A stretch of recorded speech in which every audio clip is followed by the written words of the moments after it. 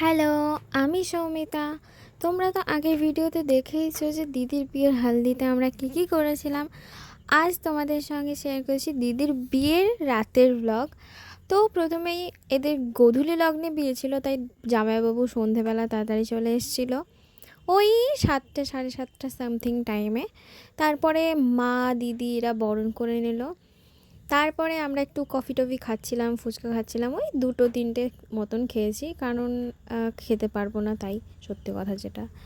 আর তারপরে বসে বসে আমি আর আমার মনা বিয়ে দেখছিলাম। কি করব, গোধূলি লগ্নে বিয়ে, না খিদে পাচ্ছিল না কিছু।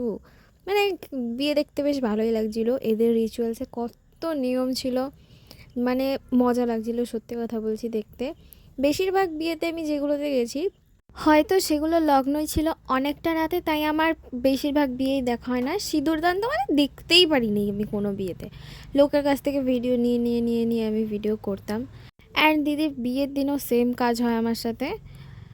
মানে যখনই আমি খেতে যাই তখনই সিঁদুরদান হয়ে যায়। আমি ভাবি যে আরও রিচুয়ালস আছে, সবাই বলছিল যে খেয়ে রাত হয়ে গেছে, মানে বিয়ে হতে হতে ঠিক সামথিং 11টা বেজে গেছিলো। তো আমরা খেতে বসে পড়েছিলাম।